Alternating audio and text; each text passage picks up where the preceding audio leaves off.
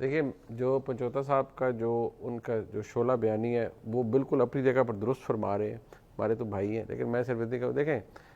قائد اعظم صاحب کے نقشے قدم، دیکھیں قائد اعظم صاحب کسی جنرل پاشا کے ساتھ مدد نہیں انہوں نے لی تھی، نہ ان کو ظہیر الاسلام اچھے لگتے تھے، نہ انہیں جنرل فیض حمید اچھے لگتے تھے، نہ انہوں نے ان کے ساتھ مل کے تو کوئی اقتدار ایسے لیا تھا۔ ہم ساری باتیں کرتے ہوئے نا بھول جاتے ہیں کہ آپ دیکھیے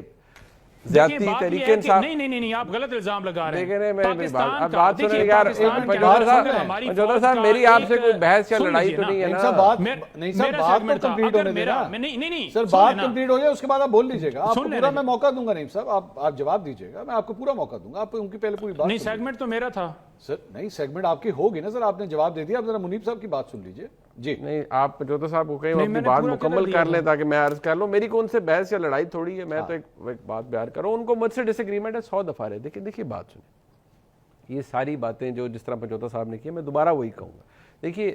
آپ اگر یہ تاثر دیں گے کہ 2024 سے پہلے کی سیاست جمہوری اور آئینی اصولوں کے عین مطابق اور قانون کی بالادستی کو قائم دائم رکھتے ہوئے کی گئی اور عمران خان صاحب نے اقتدار اعلیٰ جمہوری اصولوں کے اوپر مرتب ہو کر لیا، تو یہ بہت بڑی نیگیشن ہوگی of facts.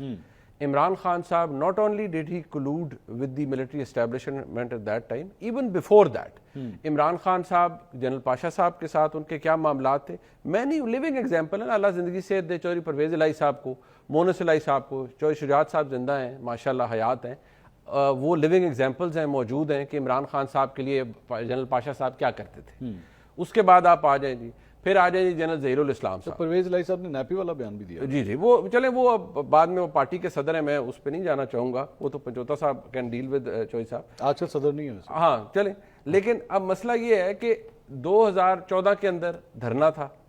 المشہور dharna, the under siege of اسلام آباد، وہ ان کے کزنز جو تھے طاہر القادری صاحب ان کے ساتھ مل کے جس طریقے سے آرگنائز ہوا، جس طرح جنرل ظہیر الاسلام صاحب اس وقت کے D G I S I تھے، he was part of that, وہ سب آرگنائز کیا گیا، سب کچھ ہوا۔ اور خان صاحب جو وہ امپائر کی انگلی وہ امپائر کی انگلی اور کوئی نہیں تھی، وہ امپائر کی انگلی تھی کہ بھئی ادھر سے فوج کہے گی تو ادھر سے نواز شریف کی حکومت گر جائے گی۔ اس کے بعد اسلام آباد لاک ڈاؤن، پھر سو آن اینڈ سو فور، 2018 کا انتخاب، 2018 کا اقتدار، یہ سب کچھ ایسا ہی تھا جو فوج کی مدد سے عمران خان صاحب نے حاصل کیا۔ دیکھیے جو بات فیکٹس ہیں ان کو فیکٹس کے طور پہ رکھنا چاہیے۔ عمران خان صاحب کو جس دن نکالا گیا اقتدار سے تحریک عدم اعتماد کے بعد، عمران خان صاحب کے لیے میں کئی دفعہ آپ کے پروگرام میں کہہ چکا ہوں، جینون آؤٹ پور لوگوں کا نظر آیا، سڑکوں پہ لوگ نکلے۔ پھر حال میں جولائی 2022 کے اندر جو بائی الیکشن ہوا، عمران خان صاحب اوورولمنگ میجورٹی سے جیتے۔ وہ اس لیے جیتے کیونکہ ہی was genuinely popular at that time, لوگ ان کے، وہ ٹھیک تھا غلط تھا بیانیہ جو کچھ بھی تھا، وہ جینونلی ایک پاپولر شخصیت تھے۔ 2024 کا انتخاب کے اندر عمران خان صاحب کی جماعت کے ساتھ زیادتی ہوئی، ان کا مینڈیٹ چھینا گیا، متنازع الیکشن تھا، everybody knows about it. لیکن اگر آپ یہ لوگوں کو بیان کریں گے کہ نہیں، اس سے پہلے تو جمہوری اصولوں کے تحت سب کچھ حاصل کیا، یہ بھی بتا دینا۔ جی فرمائیں۔ منیب صاحب کس نے چھینا 2024 میں؟ منصور صاحب یہ پھر لائیو بھی دکھائیے گا۔ جی بالکل، میں آپ اگر مجھ سے سوال کر رہے ہیں، 2018 کا الیکشن آپ نے اور اسٹیبلشمنٹ نے مل کر اپنے حریفوں سے چھینا تھا، 2024 کا الیکشن اسٹیبلشمنٹ نے اور آج کی جو حکومت ہے انہوں نے مل کے آپ سے چھینا۔ اور لو جی نعیم صاحب، اب اور بتائیں ان دونوں باتوں سے آپ بھی تو میں تو آپ کے سامنے بول رہا ہوں، اور بتائیں اس کو لائیو چلائیے گا۔ اوہو کمال ہوگی یار، ہم کہتے نہیں تھکتے، ریکارڈ کیسا رہنے دیں۔ نہیں تو منیب صاحب نے کہہ دیا نا سر، اب یہ جو منیب صاحب دو باتوں کو ایکسپٹ کر رہے ہیں تو ان کو میں یہی ریکویسٹ کرتا ہوں کہ آپ چلاتے نہ تھکیے گا۔ نہیں سنیں نا نعیم صاحب، نعیم صاحب سنیں تو صحیح نا، میں کہہ رہا ہوں کہ منیب صاحب نے تو اپنا جواب دے دیا، دونوں الیکشنز کے حوالے سے انہوں نے پوائنٹ آف ویو دے دیا، انہی دونوں الیکشنز کے حوالے سے اب آپ بھی مان جائیے۔ دیکھیں بات یہ ہے